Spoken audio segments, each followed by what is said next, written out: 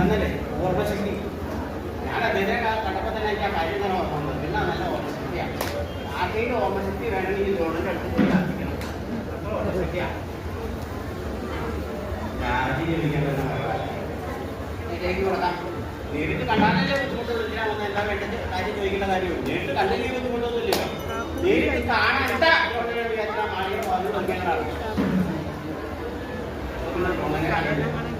അത് കഴിഞ്ഞ് വേഗം ജോണ നടന്നു വന്ന് ആ എഴുതിയ മലയുടെ മുകളിലേക്ക് കയറിക്കൊണ്ട് സമയത്ത് കാവൽക്കാരനാണ് നോക്കുന്നത്.